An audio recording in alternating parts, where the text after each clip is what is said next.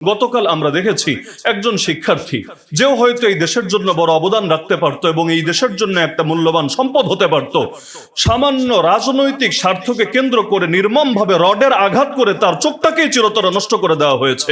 Sylhet MAG Osman মেডিকেলে তাকে চিকিৎসার জন্য নেওয়া হয়েছে।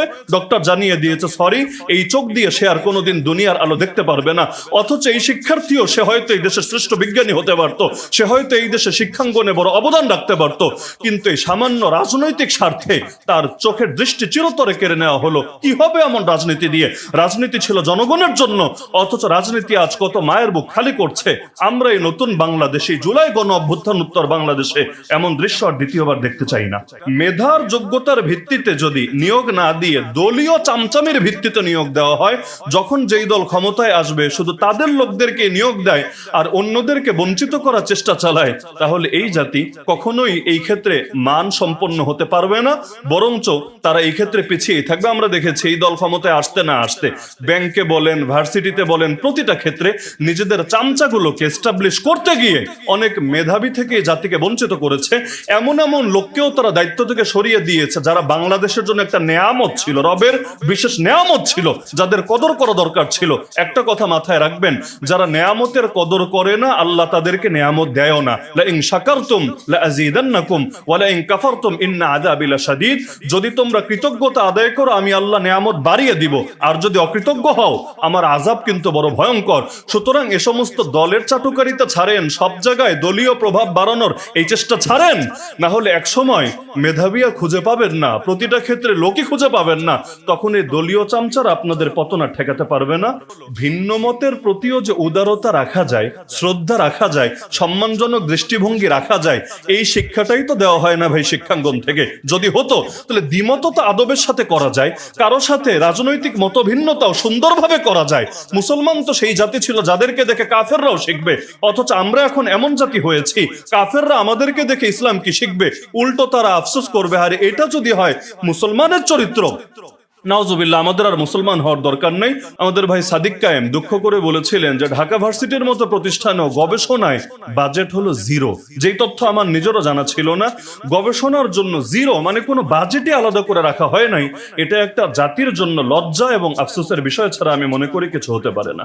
আমাদের মাননীয় একজন সংসদ সদস্য সংসদে দাঁড়িয়েও আরবি ভাষাটাও যাতে শিক্ষা দেওয়া হয় স্কুল কলেজে, এটা নিয়ে কথা বলার কারণে সেকুলারদের কেমন যেন লেজের মধ্যে আগুন ধরে গিয়েছে। তারা ট্রোল করতে শুরু করেছে, আরে সবাইরে যদি কোরআন হাদিসের মৌলবি বানিয়ে ফেলা হয় তাহলে জাতির কি হবে? মানুষের ভেতরে যতই জ্ঞান থাকুক না কেন, ভাষাগত যোগ্যতা না থাকলে সে সেটাকে প্রকাশও করতে পারে না, এবং ভাষাগত যোগ্যতা না থাকলে জ্ঞানের পূর্ণতাও কখনো সাধিত হয় না। অথচ আমরা দেখতে পাচ্ছি স্বাধীনতার অর্ধ শতাব্দী অতিক্রান্ত হওয়ার পরেও আমাদের শিক্ষা ব্যবস্থা এমন একটা পর্যায়ে দাঁড়িয়ে আছে, অধিকাংশ শিক্ষার্থী নিজের মাতৃভাষাটা পর্যন্ত ঠিকভাবে পারে না, আর ইংরেজি এবং অন্যান্য ভাষা তো আরো দূরের কথা।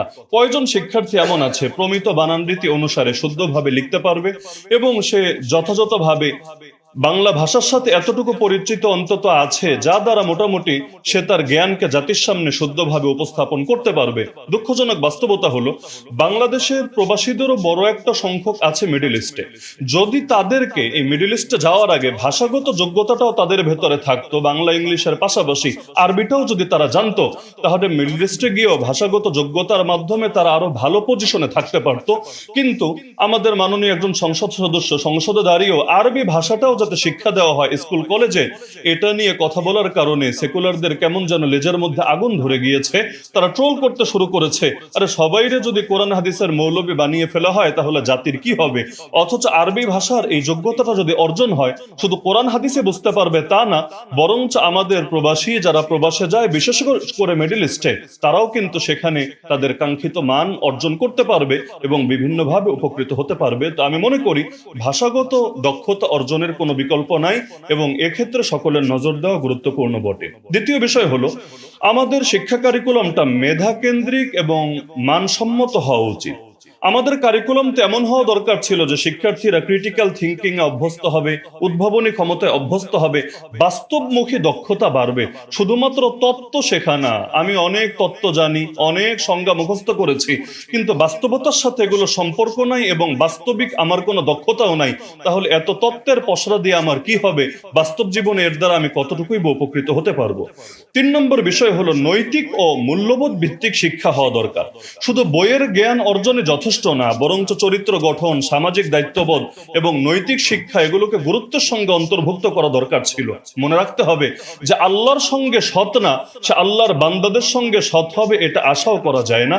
প্রতিটা শিক্ষার্থীর ভেতরে আমরা ন্যূনতম আল্লাহর ভয় যদি না ঢোকাতে পারি, তাহলে ভবিষ্যতে তাদের দ্বারা দেশ যেভাবে গড়ার সম্ভাবনা ছিল একইভাবে ধ্বংস হওয়ার আশঙ্কাও কিন্তু আছে।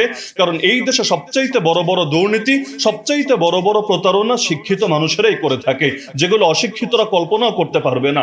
এজন্য শিক্ষার সঙ্গে সঙ্গে তার সততা, তার নৈতিকতা, তার ধর্মীয় মূল্যবোধ এগুলোও যাতে বৃদ্ধি পায় এদিকে নজর দেওয়া দরকার। এজন্য দরকার ছিল প্রতিটা লেভেলে যোগ্য, বিজ্ঞ, প্রাজ্ঞ আলেমদেরকেও শিক্ষক হিসেবে নিয়োজিত করে তাদের দ্বারা ধর্মীয় শিক্ষা এবং আল্লাহ ভিত্তিক শিক্ষাটাও এমন ভাবে দেওয়া হবে যাতে করে যে যেই সেক্টরেই যাক না কেন তার দ্বারা দেশ ক্ষতিগ্রস্ত হবে না, জাতি ক্ষতিগ্রস্ত হবে না, তার দ্বারা এই একজন মানুষের একটা টাকাও কোনো ধরনের কোনো প্রতারণার শিকার হবে না।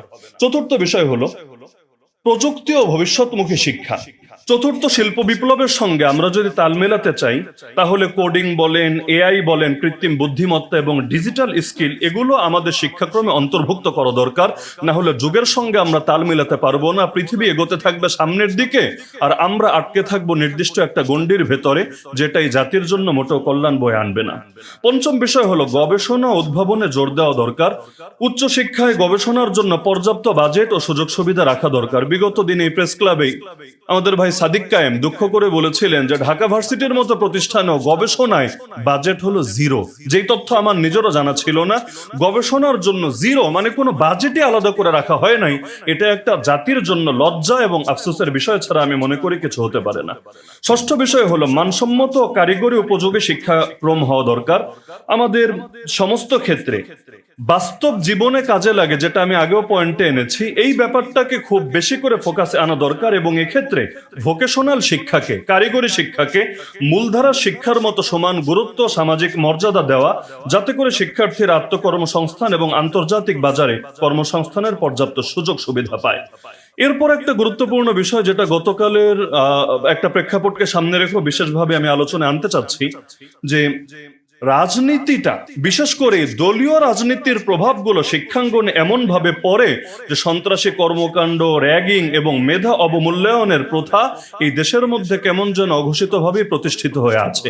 যখন যেই দল ক্ষমতায় যায় তাদের দলীয় গুন্ডা বাহিনী এমন ভাবে শিক্ষাঙ্গনে নিজেদের আধিপত্য বিস্তার করতে চায়, যার দ্বারা অনেক সময় মেধাবীরা বঞ্চিত হয় এবং দলের চাটুকার যারা, তারাই শুধুমাত্র সুযোগ সুবিধা পায়। গতকাল আমরা দেখেছি একজন শিক্ষার্থী যেও হয়তো এই দেশের জন্য বড় অবদান রাখতে পারতো এবং এই দেশের জন্য একটা মূল্যবান সম্পদ হতে পারতো, সামান্য রাজনৈতিক স্বার্থকে কেন্দ্র করে নির্মমভাবে রডের আঘাত করে তার চোখটাকেই চিরতরে নষ্ট করে দেওয়া হয়েছে। সিলেট এমএজি ওসমান মেডিকেলে তাকে চিকিৎসার জন্য নেওয়া হয়েছে। ডক্টর জানিয়ে দিয়েছে সরি, এই চোখ দিয়ে সে আর কোনোদিন দুনিয়ার আলো দেখতে পারবে না। অথচ এই শিক্ষার্থীও, সে হয়তো এই দেশের শ্রেষ্ঠ বিজ্ঞানী হতে পারতো, সে হয়তো এই দেশে শিক্ষাঙ্গনে বড় অবদান রাখতে পারতো, কিন্তু এই সামান্য রাজনৈতিক স্বার্থে তার চোখের দৃষ্টি চিরতরে কেড়ে নেওয়া হলো। কি হবে এমন রাজনীতি দিয়ে? রাজনীতি ছিল জনগণের জন্য, অথচ রাজনীতি আজ কত মায়ের বুক খালি করছে।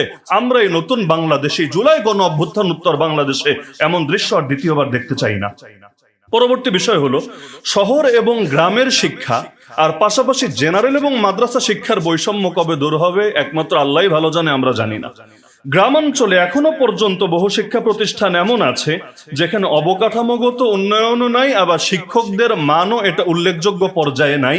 আর মাদ্রাসা শিক্ষার ক্ষেত্রে একজন মাদ্রাসার প্রিন্সিপাল আমাদের মোশাররফ ভাই, তিনি তো আলোচনা করে গেলেন যে মাদ্রাসা শিক্ষার ক্ষেত্রেও দেখা যায় যে এখানে শিক্ষকদের মান যাতে ঠিক থাকে, পাশাপাশি অবকাঠামোগত ক্ষেত্রেও যাতে বৈষম্য না হয়, এটা নিয়ে এখনো পর্যন্ত আশাব্যঞ্জক কোনো পরিস্থিতি আমরা দেখতে পাচ্ছি না। জুলাই গণ অভ্যুত্থান উত্তর বাংলাদেশে এই বৈষম্য দূর হওয়া দরকার। পাশাপাশি দরিদ্র ও বিশেষ চাহিদা সম্পন্নদের জন্য বিশেষ সুযোগ রাখা দরকার। কত মেধা ঝরে যায় শুধুমাত্র এগুলোর যথাযথ পরিচর্যার অভাবে, অথচ দরিদ্রদের জন্য এবং বিশেষ চাহিদা সম্পন্ন যারা রয়েছে তাদের জন্য যদি আমরা বিশেষ পরিবেশ তৈরি করতে পারতাম, তাহলে এদের ভেতর থেকেও বড় বড় ব্যক্তি তৈরি হতো এবং এটা সম্ভব ছিল। পাশাপাশি আমি মনে করি ইন্ডাস্ট্রি এবং একাডেমিয়ার একটা মেলবন্ধন হওয়া দরকার।